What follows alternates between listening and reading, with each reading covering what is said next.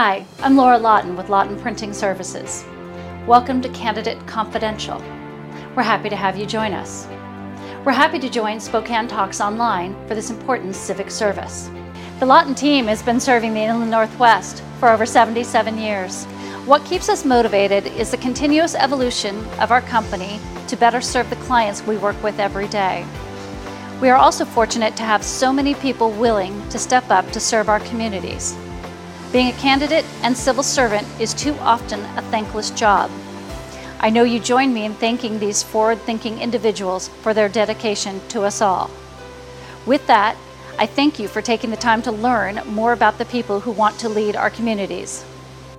Enjoy the debate and give Lawton a call for any of your marketing, printing, or mailing needs. Thank you.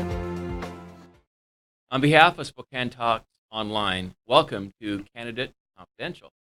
I'm Rich Cowan, and I'm joined here by Mr. Mike Kennedy, who's running for Liberty Lake, the City of Liberty Lake's City Council position. Position number 6. Number 6. Thank you, Rich. Okay. And I understand you do have an opponent on the ballot, but has withdrawn from the race. That's correct. He has withdrawn at our city council meeting, I believe, a little over 2 weeks ago. It said that he just doesn't have the time to devote towards being a council member and also in the campaign, so he has withdrawn. But it's important to realize he's still on the ballot. Okay, well, great. Well, it'll be the two of us, and we'll have a Very great good. time talking about the issues, and we'll do that right after this break. Proposition 2 is not about politics. It's about protecting Spokane's economy. I'm opposed to Proposition 2. I'm opposed to Prop 2. I'm opposed to Proposition 2. Proposition 2 just doesn't make sense. I am opposing Proposition 2. I'm against Proposition 2. I'm opposed to Proposition 2. I'm opposed to Prop 2 because we have to protect Spokane's economy.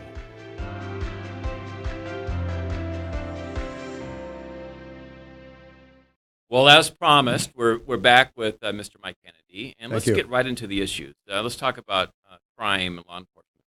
What, as a member of the city council, what would you change?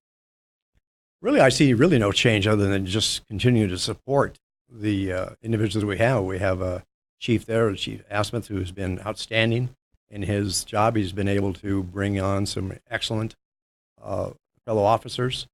I think we're in the vicinity of about 8 or 9 right now. For this citizenship is about 10,000 people.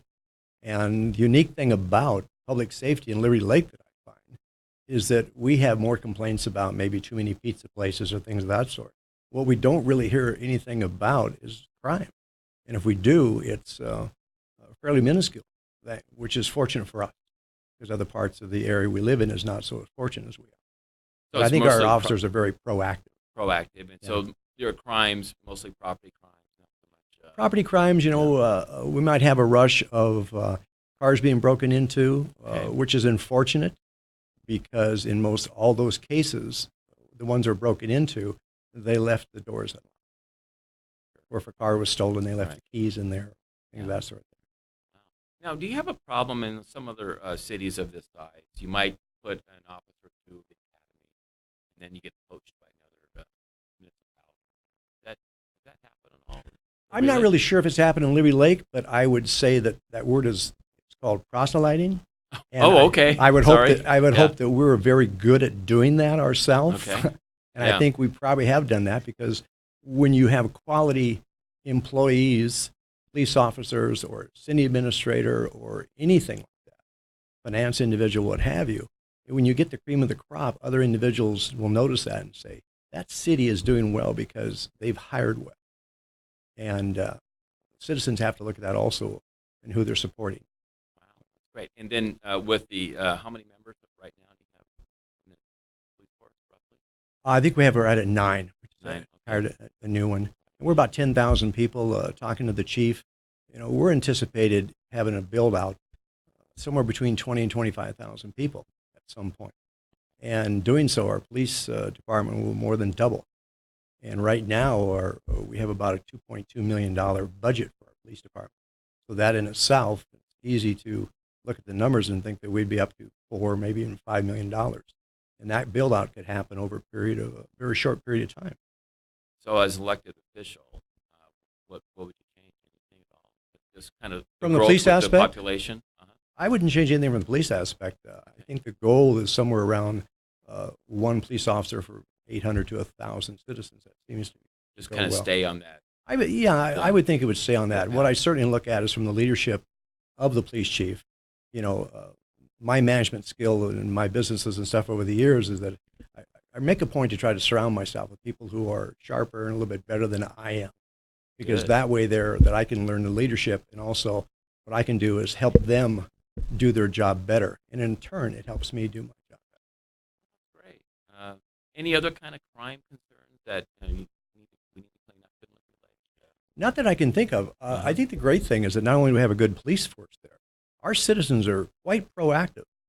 You know, we have a lot of trails there. We have a lot of people who are out walking in the evening, which is good because that in itself is a deterrent to crime. If somebody comes into our town and what they will tend to do is look for areas that are not well lit, where it's dark, where there's not a lot of traffic. Liberty Lake is unique in a way that I believe we were the first one to go out and invest in body cameras for our officers. And that's been very successful. It's something I support 100%. We're also been very successful of taking small cameras, minute as they are, putting them in our parks. So an officer can sit in their patrol car 2 or 3 blocks away and not be seen by somebody who wants to do something illegal. And we can observe that. Clever. And before they even know what happens, we can have somebody there either on a bicycle, on foot, or in a police car quite quick. Well, let's maybe move on to utilities and taxes. Let's talk about that a little bit. All the fun things. Yes. The What fun would you things. change? How is it going now, and what would you change? Well, I don't know if it's a matter of changing to make things better, to focus on what we're doing right. Okay. And it's important to realize that all cities, but Liberty Lake is not so unique as other places. We have 3 sources of revenue. We have property tax, sales tax, we have utility tax. And of course, given the fact that citizens are always concerned about we're going to raise taxes, and people are also saying, well, we like the way the town is. I've been here for 10 years. I don't want to see it change. But they don't realize that change is inevitable. It's just a matter from our standpoint, from the council working with the citizens, is to be able to control that change. But they also have to realize that of those 3 revenues, the only one that the real variable there is the sales tax.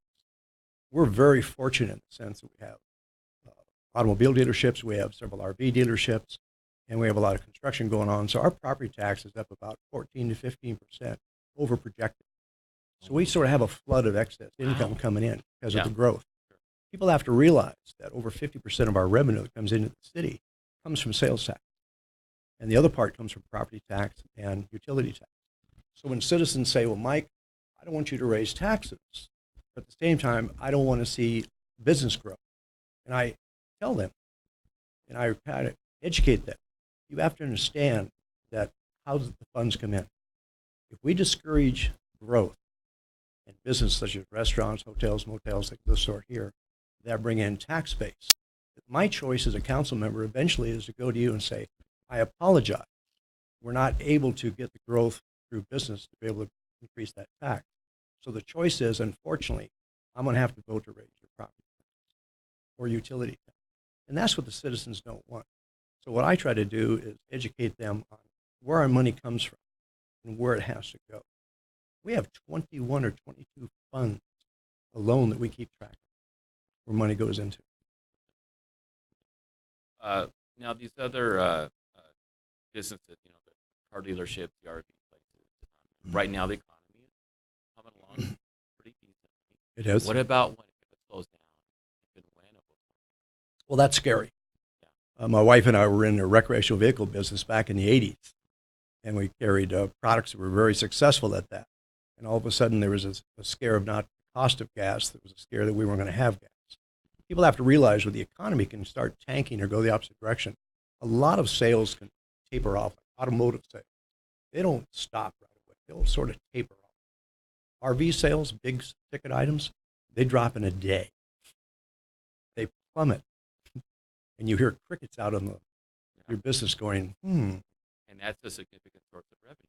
That's over 50% of our revenue comes from just those 2 items. Right. I'm not sure the exact percentage from the RVs, but it is a huge amount. And the citizens need to be aware of that. When it comes to spending, and also council members, we need to be aware.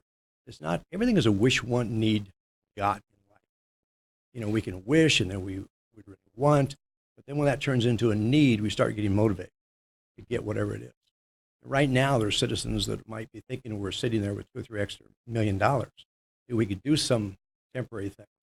And they have to realize that. What is the true cost of that? And if we take the money away to put in something temporary, what happens down the road if the economy starts going south, which cyclically it always does?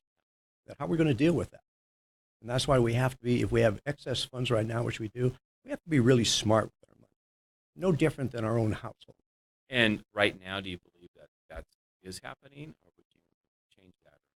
I think it's happening because social media plays a lot with this. And because of social media, we have a lot of individuals talking about different things.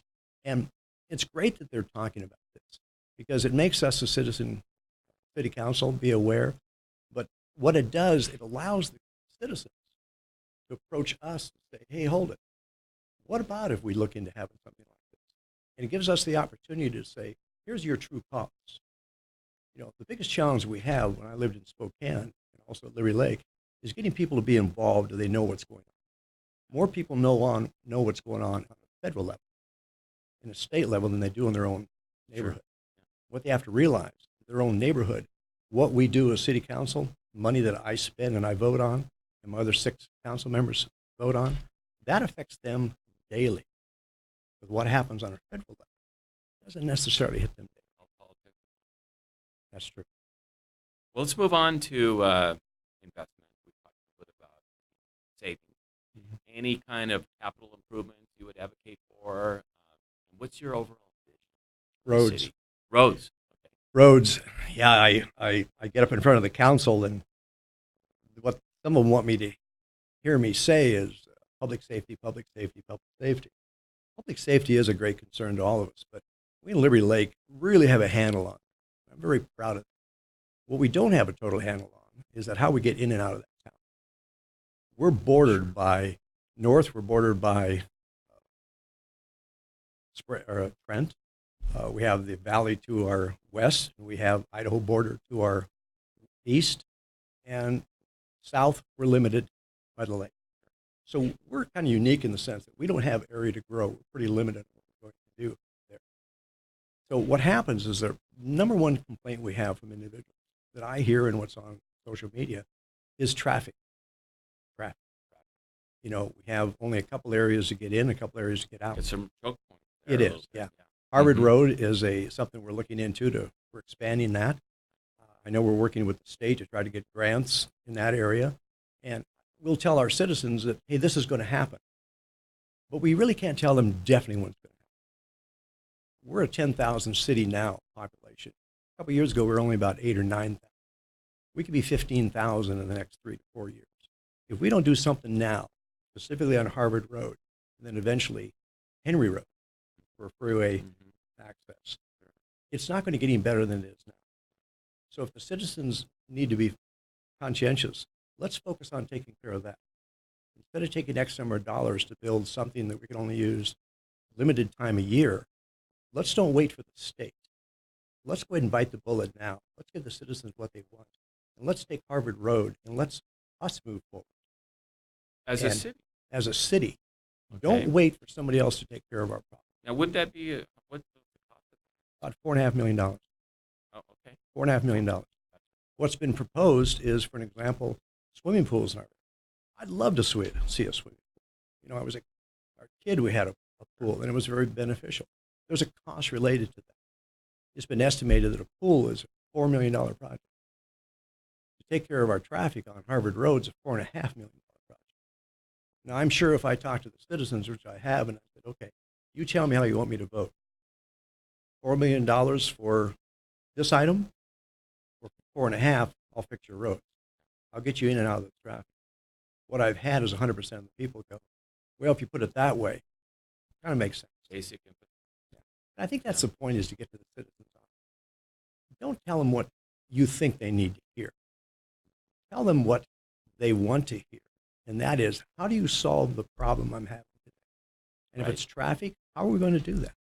And let's do it in a timely fashion. Let's don't wait for the West Side to finally say, you know what, Liberty Lake, we're going to help you. We have the ability to help ourselves. Well, it's not just commuters, but it's also mobility for business.